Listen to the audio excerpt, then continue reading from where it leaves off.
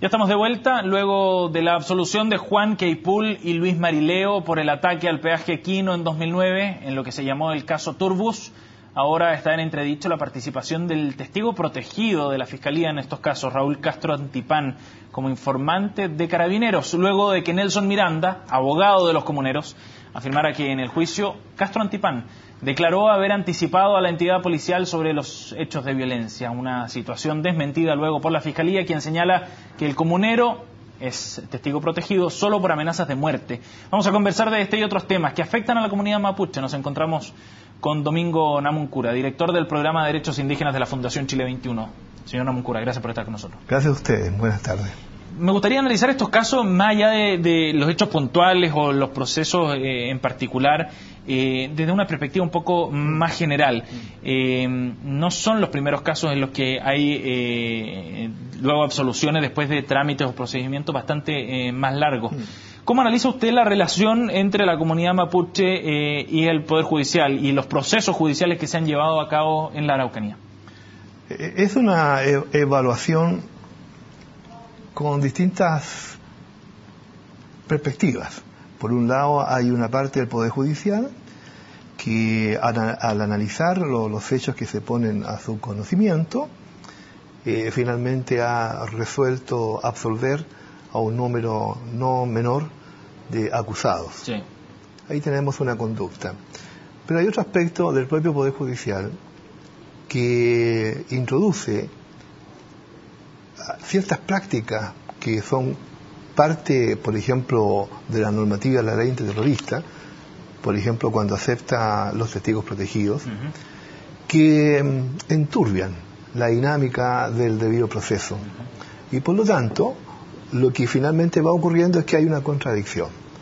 ¿Cuál? Que es que por un lado el Poder Judicial favorece la absolución, libera a detenidos que están acusados de delitos, sí, y por otro lado aplican una normativa que mantiene una espiral de tensión judicial, sí, claro, en los procesos que están llevándose a cabo. ¿Le parece? Esa es una contradicción. Partamos de la base que la ley antiterrorista está bien o mal aplicada en la región de la Araucanía. Es decir, no debiera aplicarse.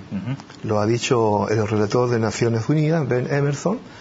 La ley antiterrorista es parte del problema y no la solución. Perfecto. Y por lo tanto, él ha planteado claramente al Estado de Chile que no debe seguir aplicando la ley antiterrorista.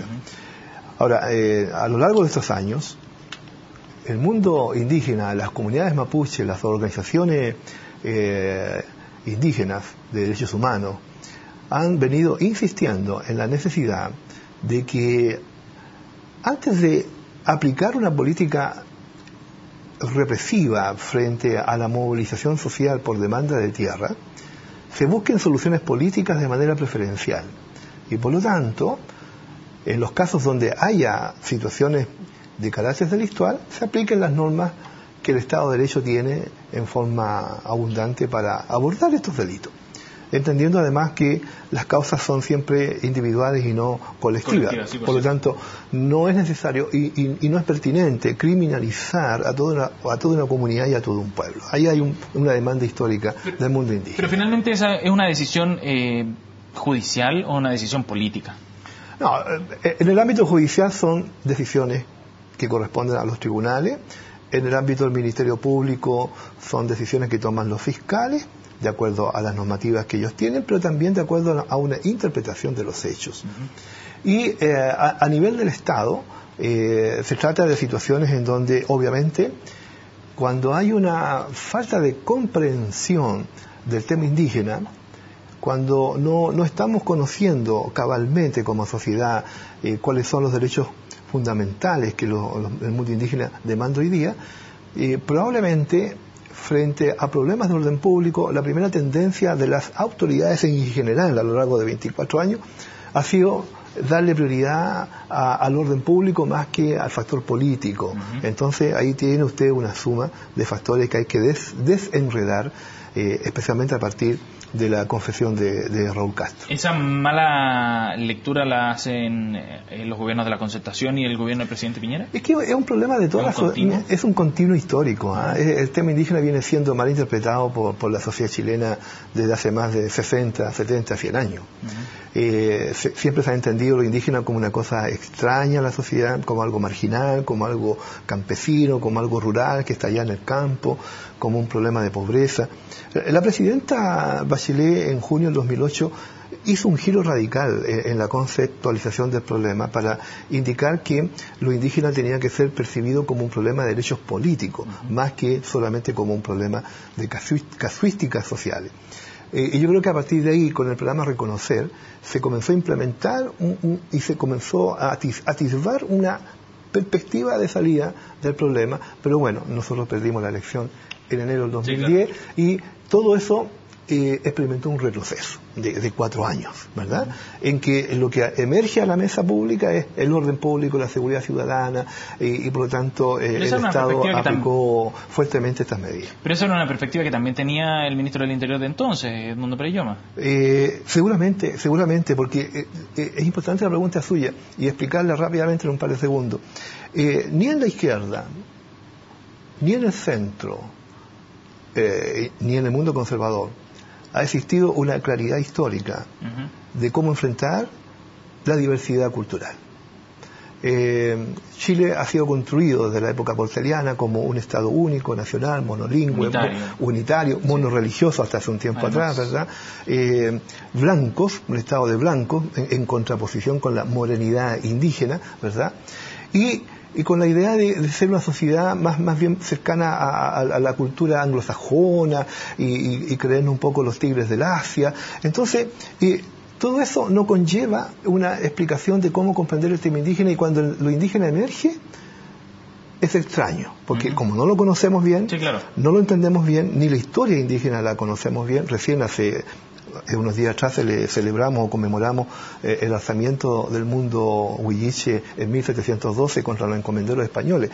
Mire, ese capítulo de historia no está en ningún libro de historia de Chile, en ninguno, recién lo estamos conociendo. Entonces, esa incomprensión, esa desinformación, esa falta de estudio de la clase política acerca de qué es lo indígena y la diversidad cultural lleva a estos estadios de incomprensión y de malas relaciones. Señor Nomuncura, y en ese contexto, con todo ese preámbulo que hemos hecho, ¿le extrañan las declaraciones de Raúl Castro Antipane? No.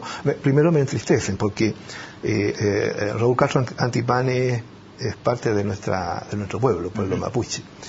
Es triste lo que a él le ha pasado, ¿verdad? Él, siendo conscripto en Coyhaique, tuvo un problema, se inició un proceso militar. Es decir, ¿cómo lo habrían reclutado? Claro, y por ahí alguien apareció y lo reclutaron como informante, y él, a partir de 2009 hacia adelante, comillas, se entregó a esa gestión, con los resultados que él mismo finalmente ha confesado, y que lo que lleva consigo es que confirma una hipótesis de varios años de distintos actores del mundo indígena que han venido diciéndole al país, al Estado: mire, ¿sabe qué? Esta cosa del terrorismo mapuche es un invento. Los informes de Naciones Unidas han descartado totalmente cualquier condición terrorista en Chile. Esto de la violencia mapuche es una concepción equívoca del Estado. Aquí actúan terceros y manos extrañas que exacerban los conflictos, que hacen que la situación se extreme.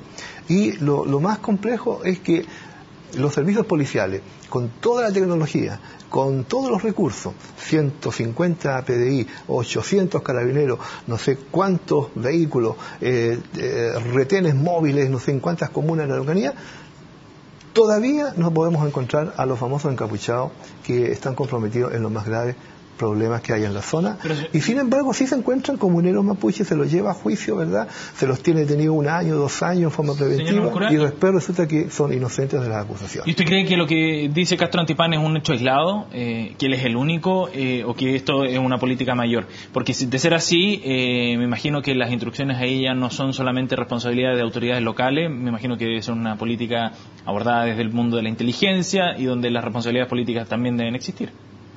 Yo quisiera anhelar que sea un caso aislado, que sea un caso aislado, que efectivamente obedece a una política de un sector de la fuerza policial, de inteligencia, que se extremó en esto, porque ni siquiera la ley antiterrorista admite agentes encubiertos, es decir, esta cosa es bastante singular. Pero si no existiera el terrorismo... si no existiera esa hipótesis, hubiera más gente involucrada en estas operaciones, yo creo que eso debiera ser transparentado ante la sociedad y particularmente ante el pueblo mapuche, ¿no? Porque si usted dice no existe el terrorismo mapuche, uno sigue esa idea, pero han habido muchísimos casos, uno entenderá, si está detenido además Raúl Castro Antipán hace bastante tiempo, que efectivamente debe haber esa política haber continuado, en la medida que han continuado esos incidentes y esos atentados. Es probable.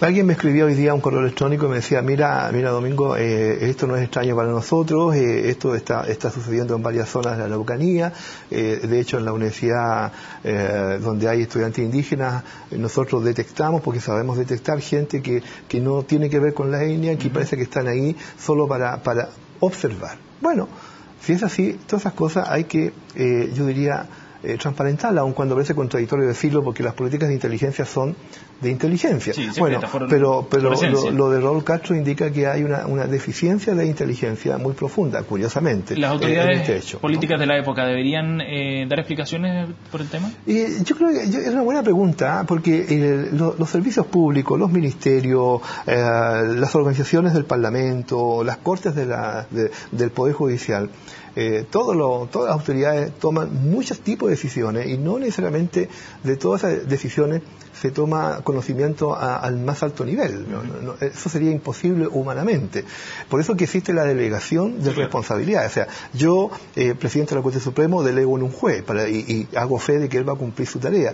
Un presidente de la República hace lo mismo, el presidente del Senado hace lo mismo, con el personal administrativo del Congreso. Pero hay cadena de mando también. Pero hay cadena de mando, ¿verdad? Y ahí entonces lo que sucede es que las personas que van tomando las decisiones son las que tienen que darle una claridad al país. Por eso yo he dicho hoy día, Carabineros de Chile debe dar una explicación al país y al pueblo mapuche sobre la confesión de Raúl Castro Antipán, establecer las responsabilidades, definir quiénes son los responsables de esta política y al mismo tiempo tomar todas las medidas para terminar con este tipo de procedimientos y, por supuesto, dejar abierto el camino para que la nueva autoridad política enfrente esto como ya se ha predefinido, que es mediante un camino de conversación y de encuentro político con nuestra cultura. Señor Namuncura, muchas gracias por haber venido a CNN Chile para hablar de este tema. Muchas gracias a ustedes por su interés. Nosotros de esta forma cerramos esta primera edición aquí en CNN Chile, pero no se vayan, minutos llega Nicolás Paut con Agenda Económica.